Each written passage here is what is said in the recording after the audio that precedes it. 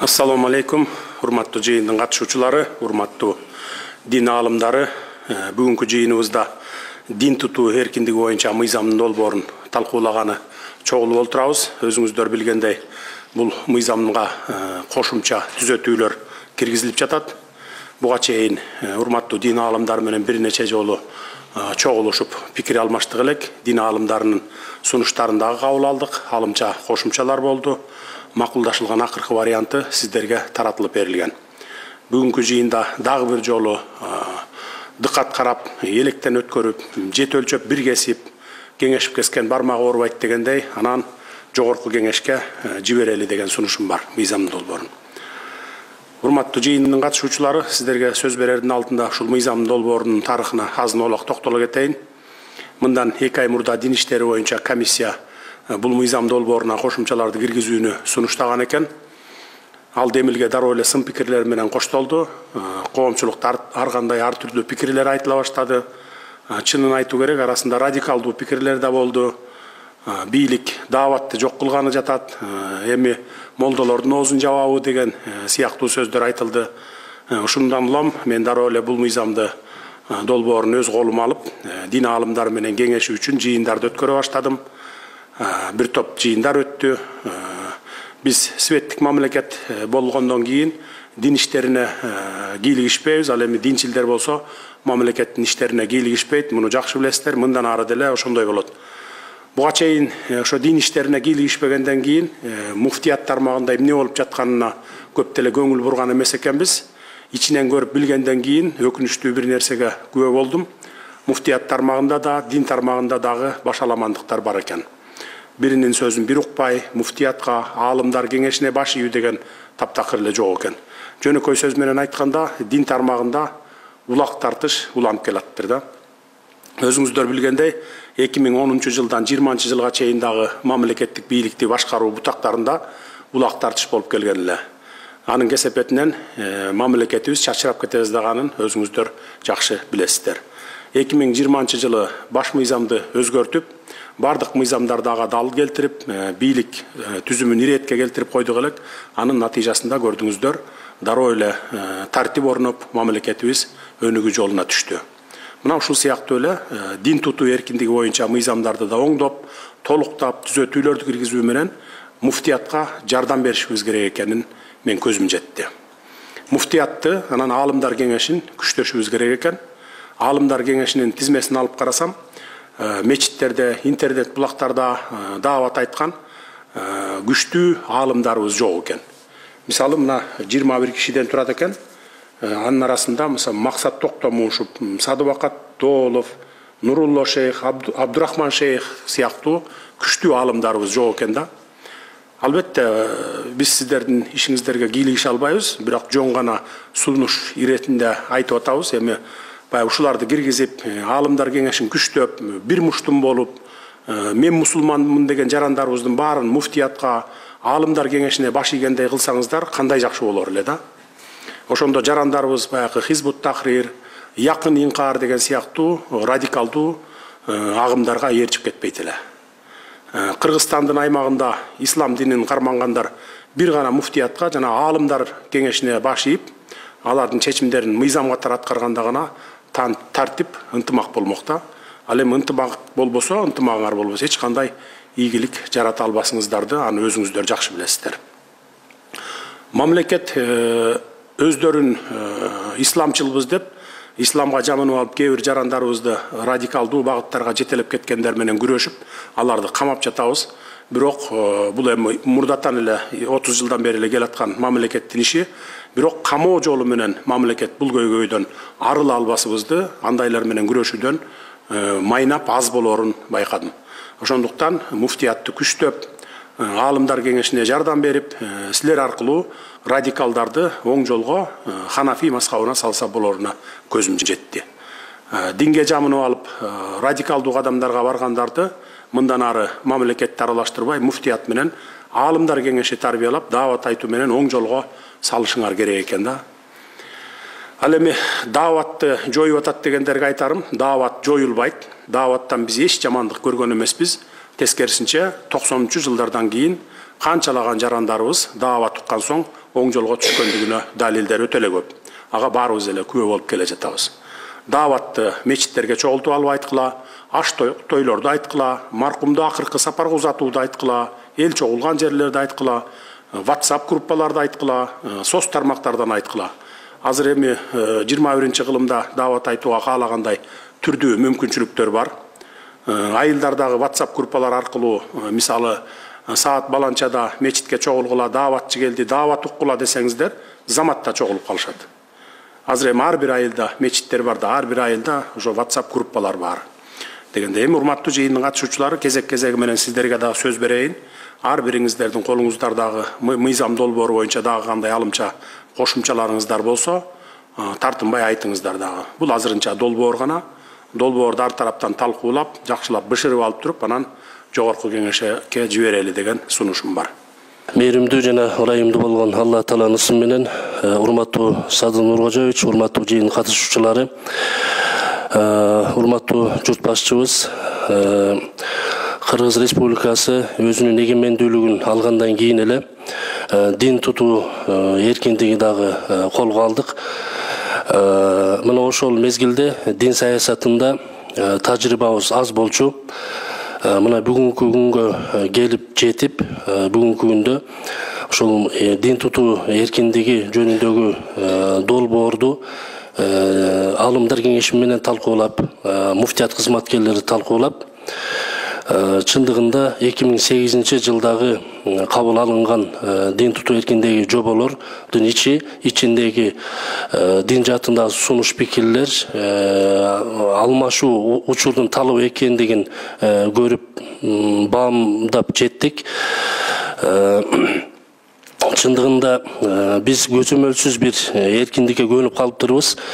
Могул жаңы кабыл алынып жаткан дин тутуу эркиндиги мыйзам долбоорунда көбүн эсе моюн сунууга, тартипке чакыруу, ошол эле мезгилде бир максатта, бир демде динди тутунуу маселеси коюлуптур. Урматтуу Садыр Нуркожоевич, биз сизден Алла разы болсун. Бул долбоор талкууга чыккандан кийин дароо дин алымдарын чакырып, тегерек стөлдүн үстүндө байма-бай жыйындарды өткөрүп бердиңиз. Бунун натыйжасында биз алымдар кеңеши, ошондой эле дин алымдарыбыз, жамааттын башында турган устаттарыбыз болуп, баардыгыбыз биргеликте бүгүнкү күндөгү дин тутуу жөнүндөгү мыйзам долбоорун баардыгыбыз биргеликте, бир тартипте, ынтымакта баардыгыбыз кабыл алдык. Эч кандай сунуш пикирлерибиз дагы жок. Мына биз кечетен бери бул долбоорду кайра талкуулап, жаңы вариантын биз бүгүн баардыгыбыз баш бириктирип, ынтымакта, бир тартипте, бир максатта буйруса баш бириктирип келип отурабыз. Рахмат. Дагы кимдерде сөздөрүңөр бар? Сунуштарыңыз болсо, пикирлериңиздер болсо ачык айтыңыздар. Максат ачы, сиздер сөз. Бисмиллахир-рахманир-рахим. Алхамдулиллах, вассалату вассаламу аля расулилlah. Урматтуу Садыр Нуркожоевич, чакырганыңызга чоң рахмат. Ишиңизге ийгилик.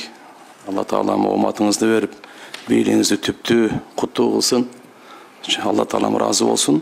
Мен бул жерде тактоо иретинде мына жерде насаатчы деп, мурда үгүтчү деп келдик эле. Ушуга бир Кайсы статьянын пунктун айтып койсоңуз. Так.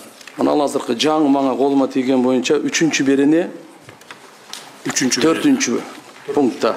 4-чү подпункт насаатчы. Насаатчы депчи. Ушул жерде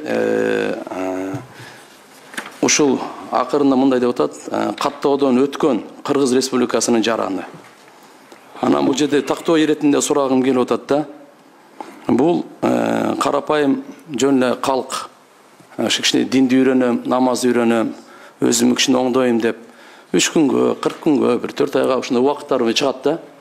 Ошолорго тиешелүү же мындай дин алымдары аттуу баштуу үгүт насаат кылып интернетте ошолорго же жалпысына, эгерде жалпысына эле болуп кала турган болсо, анда биздин жарандарыбыз бул жердеги насаатчынын бир топ немелери бар да, жогорку билим диплому керек, каттоодон өтүш керек. Ушулардын бардыгына кичине мындай карапайым калк кыйналып калбайбы деген бир оюм. Эгерде ага кирбейт дей турган болсо анда проблема жок. Эгерде бардыгы ушу насаатчыга кирет дей турган болсо, анда кичине мындай ыңгайсыраак болуп калабы деген сунушум. Урматтуу Садын Кожоевич, урматтуу алымдар, бул маселе боюнча өткөндө биз алымдар менен дагы бир сыйра отуруп туруп тактап чыкканбыз. Үгүтчү болчу буга чейин. Азыр эми насаатчы кылып бул жакка киргизилип атат. Ошол алынган сунуш пикирлердин натыйжасында. Бул жерде сиз айткандай карапайым калкка тиешеси жок. Бул ошол именно фатва берип, например, YouTube канал, WhatsApp соц тармактарда өздөрүнчө чыгып алып туруп фатва берген учурлар көбөйүүдө да. Ошолордун ишмердүүлүгүн көзөмөлгө алуу максатында киргизилген берене булчу. Анан мо ылдый тарапта өзүңүз көрүп турасыз, 7-чи подпункт ошол эле ушул эле берененин 7-чи подпунктунда карасаңыз, диний ырым-жырымдарды өткөрүү, коомдо салт катары түптөлгөн диний ырым-жырым жана чогулуштарды кошпогондо. То есть бизде салт болуп калган дин таратуу ыкмалары аларга вообще тиешеси жок бул нерсеничи. Сен тагыраак айтчы мына. Мен азыр толук жооп ала алган жокмун. Максат ажы деле ала алган жок окшойт. Мына насаатчы деп. Бул жерде жанагы мыйзамда белгиленген тартипте каттоодон өткөн Кыргыз Республикасынын жараны дейт. Молдолорго тиешелүүбү же жанагы чыгып насаат айтып жүргөндөргө да тиешелүү деп сурап атасыз да сиз, туурабы? Мындай бизде жалпы эле кичине дин үйрөнөм деп чыгат да. Кичине таратты үйрөнүп алайын, социалдык, экономикалык, үй бүлөлүк абалдан кыйналган адамдар кичине өзүнүн мечиттерге барып жатып алып насаат айтат. Ошол жерде дарат үйрөнөт, намаз үйрөнөт. Анан кийин Кудайдан коркуш керек экен, ынтымак болушубуз керек экен деп кичине аз-маз чакырат. Ошого да тиешелүү же азыркы мындай аттуу баштуу көрүнгөн фатва бере турган алымдарга эле тиешелүү дейм да. Термин чоң болуп атат да. Насаатчы деген сөз бул үгүтчү деген сөздөн жогору статуста элейт. Насаат деген сөздүн мааниси насаат айтат, акыл айтат, үйрөтөт, билимин таратат. Ага интернеттен, массалык маалымат каражаттарынан, мисалы үчүн бүгүнкү күндө сиз, Садыбакас ажы мына силерде жүрөт. Ошол билими бар адамдар гана элдерге ислам динин жайылтууга акыгуу бар деп атабыз. Ал эми бардык жарандар жана сиз суроо берген мечитке барса, мечитке барып өлүм житимдерде Куран окуса, жана ресторандарга барганда Куран окутпай, аларды бардык эле барып кимди чакырып келсе ошол окуй берет. Бирок насаал айтып, акыл үйрөтүп, фатва берип динди жайылткан адамдар билимдүү болуш керек, статусу жогору болуш керек, ошон үчүн насаатты деп жазылчу. Ал эми насаатчыга ошол зеленый свет карточканы муфтият берет. Алар текшерип, бул жарайт, бул жарабайт деп, ошол тартипте отпайсызбы? Бул мыйзам тартипке келтирет деп. Мына тартиптин башаты ушул. Толуктоо иретинде дагы бир маселе бар бул жерде. Эгер дин тарат насаатчы бир жердин имамы же болбосо бир жерде мугалим, мударис болуп иштесе, медреселерде, например, да, или катардагы эле бир кызматкер болсо муфтияттын системасында, ал автоматтык түрдө каттоодон бошотулат. То есть официальный представитель молдолук кылса, мечитте же болбосо райондун имамынын карамагында иштесе же казиятта иштесе, медресе иштетсе, расмий диний кызматкерлер автоматтык түрдө каттоодон бошотулат. Түшүнүктүү. Так, сиз Борбордук текшерүү комиссиясынын төрагасы Нурдинов Бактыбек Сарбашевич, бул жерде бир эмени тактап коеюн дегем. 11-чи берене 4-чү пункт. Жерде медресе, мечиттерде имамдарды шайлоо боюнча кабыл алынган муфтияттын чечимдерди кынтыксыз аткарууга тийиш деп турат. Ушул жерде шайлоо делип калыптыр. Эмне дегенде бизде шайлоо бир гана алымдар кеңеши, муфтий, борбордук текшерүү комиссиясынын төрагасы шайланат. А могу имамдар, мечиттин мүдүрлөрү бул назначать этилет. Ошо шайлоодо эгерде бул кирип калса, кийин анда имамдарды шайлап калабызбы деген. Туура айтып атат да, туура айтып атат. Ошол жерде эмне деп жазсаңыздар, медресенин мүдүрлөрү жана мечиттердин имамдары шайлоо эмес бул жерде. Ошону алып койсо болот да шайлоо. А то шайлоо дегенде карама каршы болуп калат эмеге. Дароо эле оңдогула азыр. Абдыман Апкары, Алдымдар кеңешинин мүчөсү. 6-чы берененин 5-чи эмесиде диний окуу жайларда жалпы орто билим берүү 11-чи класс жөнүндө мыйзамдарга ылайык алар билим алгандан кийин окууга укуктуу дейт да.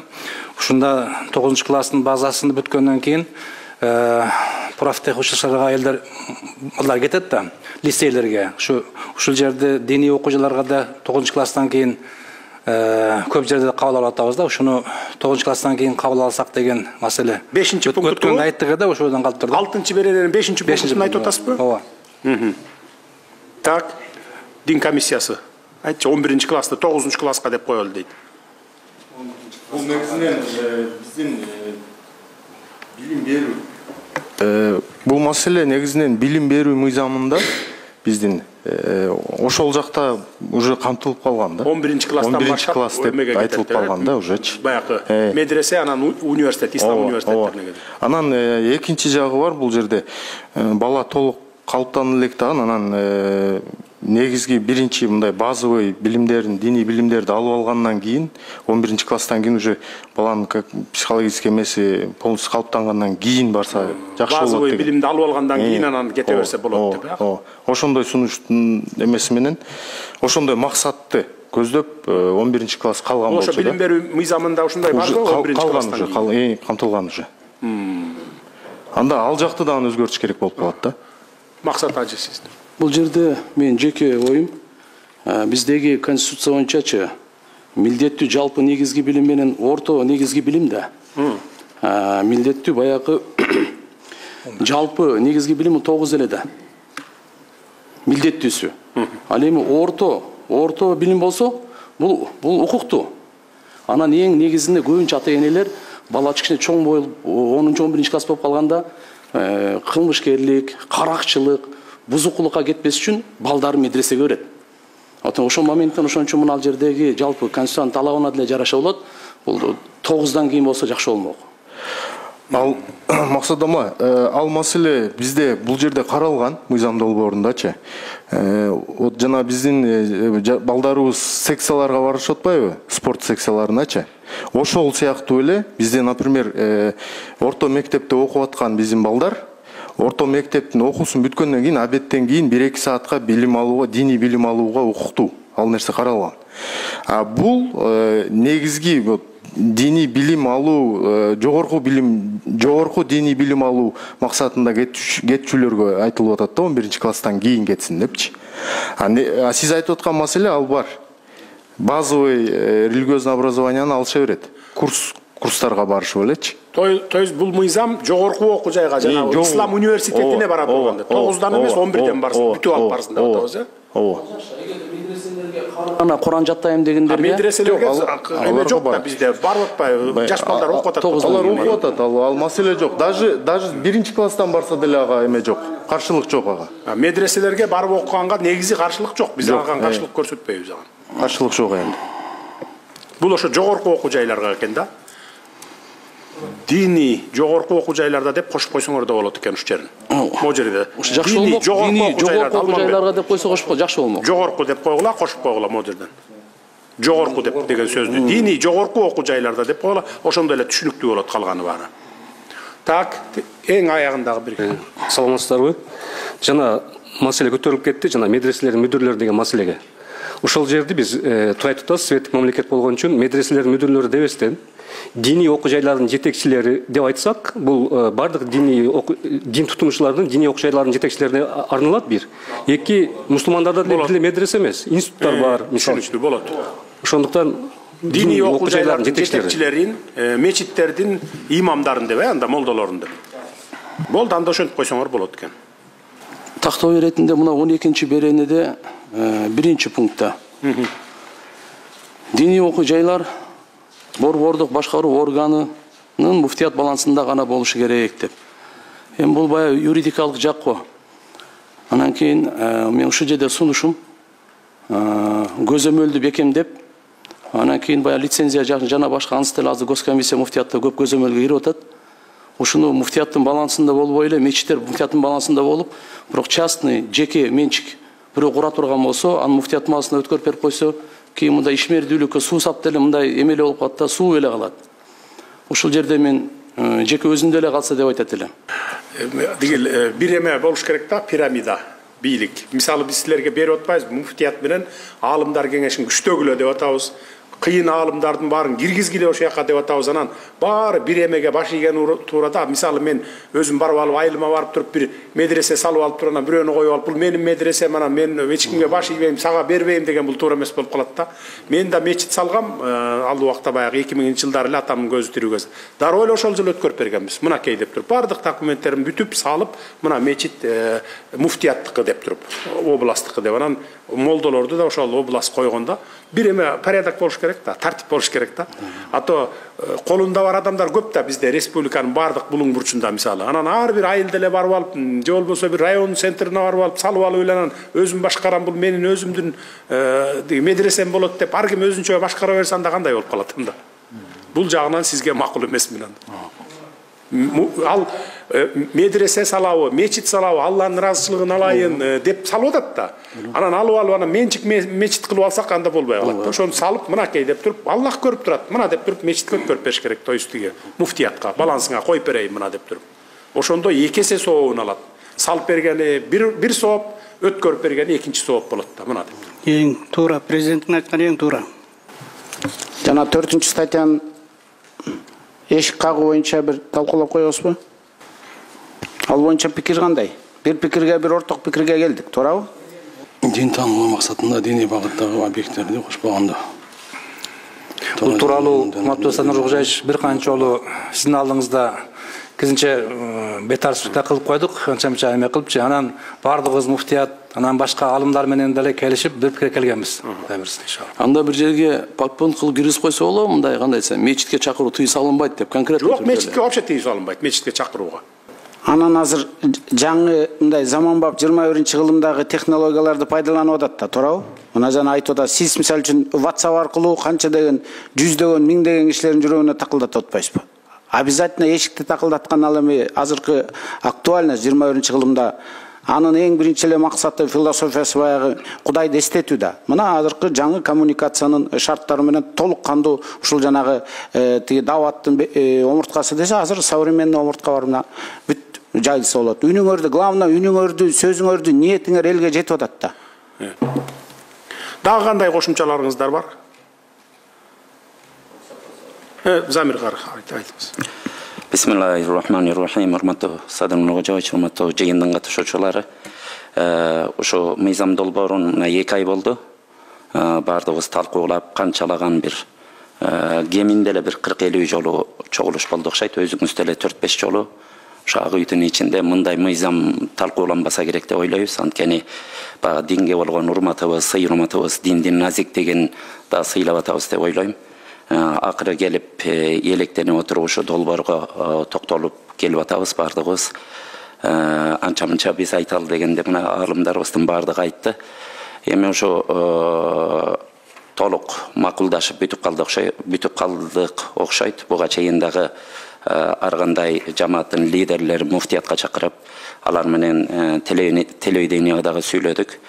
Эми мындан кийин элибизди дагы ыраазы кылгандай, анан Алла Тааланын дини дагы баягы өнүктүрүүгө ар бирибиз салым коссок, ошон үчүн ар бир аалымдардан ушул жерде журт башчыбыздын астында да суранарыбыз, бардыгыбыз буга аракет кылып бир нукка келгенден кийин элге болгон насаатыбызды айтып, анча-мынча кайрылууларыбызды айтып, ошон боюнча бириге турган болсок, иншалла ошо мыйзам менен бардык диний ишмердүүлүгүбүздү тактап алабыз, мындан кийин тартип болот деген ойдобуз. Буга чейин өзүңүз айткандай тартипсиздик дагы болуп келген. Ошо мыйзам менен бардыгы тартиптелет. Биздин коомубузда дагы динди ошо мыйзамдарыбызга ылайык жашайт деген ойдобуз. Ошону дагы сизден суранарыбыз, бардык аалымдарыбызга кайрылып, жана телевидение аркылуу элибизге дагы кайрылууларды ошо камсыз кылып берсеңиз деп бир сунуш айтмакчы элем. Алла разы болсун барыңыздардан. Рахмат. Дагы барбы башка маселелер? Так, Садыбакка саачы сизде. Мээримдүү, ырайымдуу Аллах насыбы менен баштайм. Урматтуу Садыр Нуркожоевич, урматтуу жыйындын катышуучулары. Мыйзам өтө мыкты. Мен бир нерсени суранып кетет элем. Россия жергесинде жашап жаткан биздин мекендештер тиякта балдары мектепке, бакчага жашынан баргандыгы себептүү кыргыз тилин дээрлик унуткан. Анан атайын кыргыз тилин үйрөнүш үчүн айыл катенесине жөнөтөт экен бияка, жайкы салууда. Анан ошодон пайдаланып суранып атышат да бизден. Ошо жайкы эс алуудан пайдаланып биз мечитке берсек болобу балдарды жайкы эс алуу учурунда окуу лагерлерине деп. Анан ушул мен көрбөй атам да мына жерде лагерь уюштурулуп калып атат да бизден муфтияттын уруксаты менен жайкы эс алууда. Анан тияка октайлы десе башында сөз сүйлөнүп өтпөдү, ар кандай агымдарга кирип балдар кичине кыйналып атышыптыр. Ата-энелерине баш ийбей, кече мен Россияга бардым эле, ошолор талап кылышты. Ошону бир жөнгө сала аласыздарбы, бизге бир шарт түзүп бере аласыздарбы? Биз эми 3 айда гана ушу бошоп калат экенбиз. Анда дагы эгерде биздин жумушубуздан баягы эмгек көргөсү болуп калса, ошондо балдарыбыз өмө барабыз, болбосо жөнөтүп беребиз. Анан балдарыбыз көзөмөлдө болуп, эч кур десе бир ай бою салт сананы, үрп адатты, кааданы, анан кичине бир Куран окуп келип алса, биз үчүн жакшы экен, биз качан кетебиз бул жактан деп ушинтип атышат да. Ушул жерде азыр мен лагерь жөнүндө көрбөй атам да. Эртең ошону мыйзамга жазганга туура болобу, болбойбу лагерь? Ал аны мындай өзүбүз эле мындай эле уюштурсак, мыйзамы жок элечи, муфтият уюштурса, мисалы биз шарттарды түзүп берсек, бунун эч кандай жаманчылыгы болбойт, зыяны болбойт. Эми баягы мектепте окуган балдарын алып жиберип, бияктан сабак окутуп, кичине динге үйрөтүп, анан ыймандуулукка чакырып койсок деп атабыз да. Аны бул мыйзамга киргизгенде ал лагерь уюштуруу деген бул мыйзамга кирген болбой калат да. Аны өзүбүз эле кылалы. Ага биздин эч каршылыгыбыз жок. Эң жакшы. Рахмат. Алла колубуздан келген жардамыбызды беребиз ага. Рахмат, чоң рахмат. Барбы дагы кошумчалар? Болуп калды окшойт, Анда эгерде дагы үйгө барганда да карайсыңар да, жатып алып, бир сыйра шашпай карап, анан кийин эми акыркы вариантын дин комиссиясы менен Алмамбет сен жоопкер болчусуң бул мыйзамга. Экөөңөр бардыгын азыркы алымча кошумчалар менен толуктап туруп алып келгиле. Анан бир сыйра бардыгына кайрадан дагы таратып бергиле. Анан болду дегенден кийин анан мен кол коюп, анан кийин жогорку кеңешке жөнөткөндөй бололук. Акыркы вариант. Жарайт. Эми бул жерде урматтуу дин аалымдары, биз сиздерге жардам гана берели деп атабыз.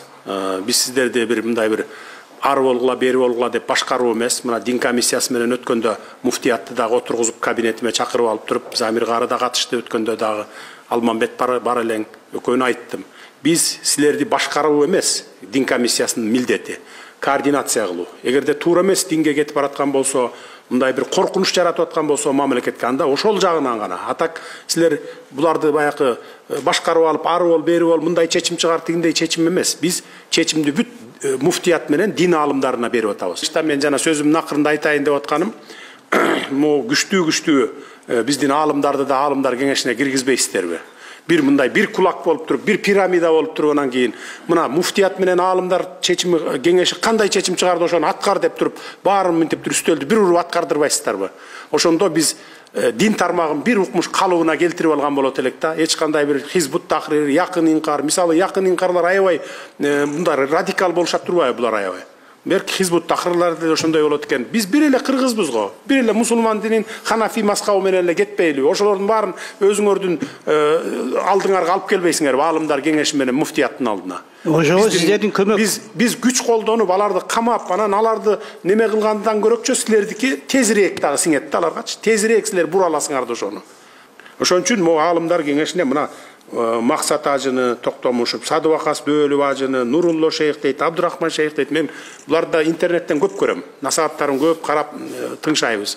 Миллиондогон көрүүчүлөр бар. Анан ушуларды дагы киргизбейсиздерби? 21-дин арасына же болбосо 25 кылып койгула, же 21-дин арасына киргизгиле. Эми бул менин сунушубуз, эми силердин ишиңерге кийлигишпейбиз го, конечно. Кандай шайланат, кандай коесуңар, мен деле билбейм муну. Просто аалымдар кеңешин алсам, ошо 21 киши бар экен, мен жокторун айтып атам да. Бир ынтымакка келбейли. Ынтымак бар жерде ырыс бар дейт. Ынтымак болсоңор, бир муштун болсоңор, тез эле иретке салып коебуз бат эле. Урматтуу Садыкожоевич, мен ошол сизден алгачкы сөздү алып, бардыгыбыз Кудайым буйрса мына ынтымакка келдик. Ушул долбоорду талкуулап, комиссия түзүлүп, Siz bir neçe жолу жыйындарды өткөрдүңүз, бизге аябай чоң таасир берди. Сиздин астыңызда дагы биз кичине адепсиздик болуп сүйлөп алдык, бирок баргандан кийин ошол алымдар кеңешинин алымдары, баардык алымдарыбыз ушул долбоордун алкагында буюрса бир тартипке, ынтымакка, достукка келип калдык буюрса. Баары жакшы болот. Рахмат, анда месе жыйынтыктайлы, жыйынтыктардын алдынан да дин комиссиясы менен Алмамбет азыркы бүгүнкү түшкөн сунуштарды оңдоп, толуктап жанагы жерге, анан кийин ошол сунуш берген адамдардын кол койдуруп туруп мага алып келгиле мыйзамды. Ар бир бетине кол койгула, анан сунуштары кандай сунуш түшсө биз кабыл алдык да ошонун баарын. Так ошондой кылып туруп, анан кол койдургула. Мисалы, Максат ажыдан түштү, Садыбакас ажыдан түштү, дагы четте отурган Калпак, сиз жаш баладан. Андан түштү, дагы кимдерден түштү? Сизден түштү, Бакыт мырзадан түштү. Ушуларга кол койгузуп алып туруп, мынакей бүттү деп туруп алып келгиле, анан мен акыркысын оформить этип туруп, жөнөтөлгө аппараттан. Анда жыйыныбызды жыйынтыктайлы, келип бергениңиздер үчүн терең ыраазычылык билдиремин. Алла разы болсун. Ишибиз алдыга жыла берсин. Тынччылык болсун.